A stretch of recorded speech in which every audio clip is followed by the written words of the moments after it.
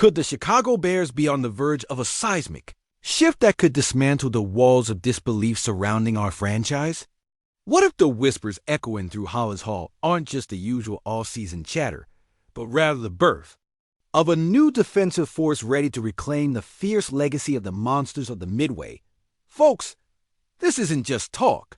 This is the kind of tension that makes the heart race and palms sweat. So, do us a solid, hit that like button, subscribe for every electrifying twist, and drop your thoughts below. Would you welcome Matthew Judon into our storied franchise? In the shadows of the NFL, rumors are swirling like a tornado, churning with the weight of promises unfulfilled and the faint flicker of hope that comes with potential change. Insiders are buzzing, sources are tightening their lips, but the whispers are louder than ever. Could Chicago be inching closer to grabbing Judon, a name that hung over the Bears' anxieties like a ghost? The word is out, folks. After all, the Atlanta Falcons did take a shot by trading a third-round pick for him last season, hoping that Judon would elevate their pass rush. But the truth is, while Judon arrived with fanfare, his contributions were less than spectacular, leaving the Falcons stuck wallowing in the murky waters of 31st place in the league with just 31 sacks. Now, as the dust settles from the 2024 draft with new talents like Jalon Walker and James Pierce Jr., it looks like Judon's return to Atlanta has grown as remote as a chilly October evening at Soldier Field, with whispers floating that his chances are fading. Judon himself acknowledged the tough reality. "Yeah, probably," he said when pondering his future amidst the Falcons' new recruits. And if that doesn't send a shiver down your spine. Judon, feeling the pressure, seems just a tad bitter about his role in Atlanta's lackluster defensive scheme. L Naw. It wasn't bad luck. He fired back when pressed about his minimal sack production last season. Picture this. 60% drop into coverage, and suddenly every expectation on him gets tied into those flimsy schemes. No wonder he couldn't break through. So, where does this leave us?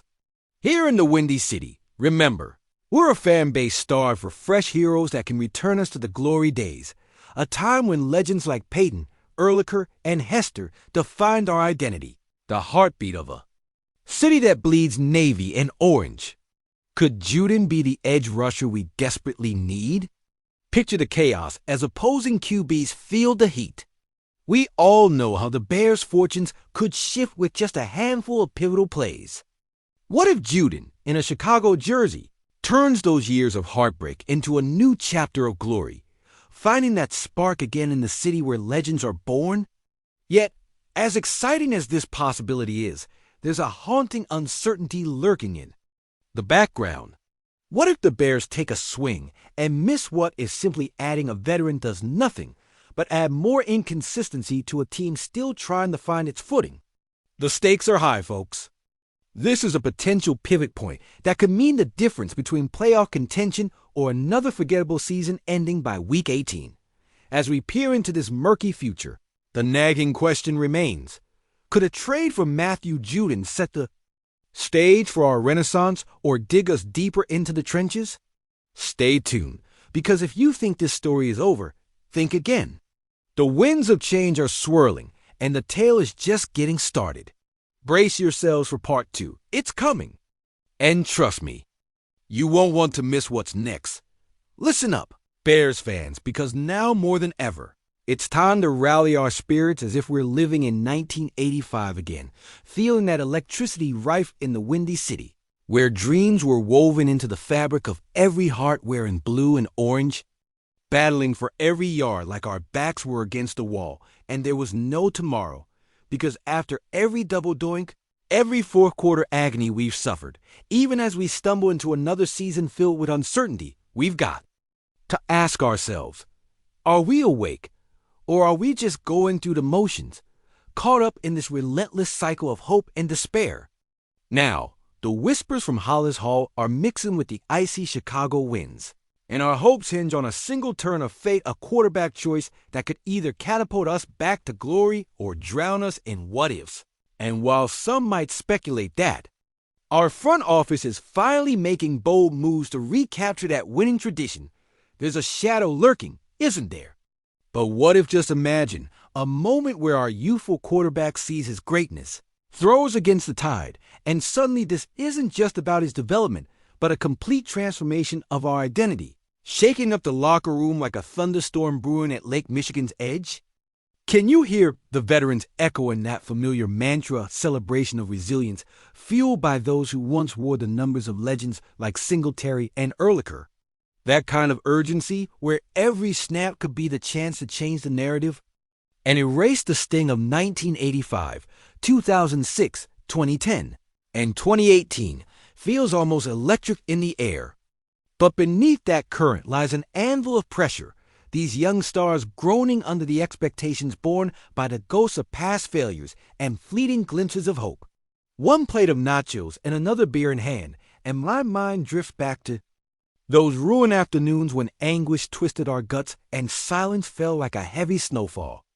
You could feel the doubt creeping in like the bitter wind off Soldier Field in December. And with every prayer we toss into the air, every "We are hopelessly Bears" chant that came out softer than the one before, we inch towards that irreconcilable tension between the triumphs we cling to and the futility we dread. The NFC North rivals smell blood in the water. Those damn Packers are sharpening their knives. The Lions are poised with fresh talent, and the Vikings can't wait to pounce on any sign of weakness. This isn't just a game anymore. This has become a battleground, a fascinating question of resolve. Can we withstand the scrutiny? The whispers from the outside that we're destined to remain underdogs while our past continues to haunt us like fog rolling off the bay?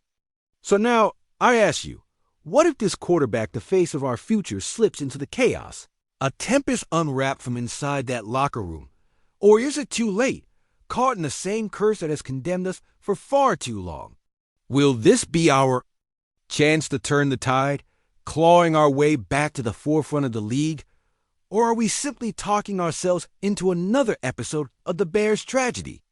As I finish my drink, hearts pounding in agreement all around, I know deep down we can't ignore that crucial question, bubbling beneath the surface like a hot Insta post. Are we going to let history dictate us again? Or will we harness our fears and frustrations and forge a new path through the storm? Because already my mind's racing, and I can see it. Can you? That moment when everything shifts, and it either becomes the great redemption we've longed for or confirms our worst fears. A nail in the coffin of our beloved team. So brace yourselves, because the dark winds are howling, and the coming season could either solidify our legacy as champions or swallow us whole in abject despair.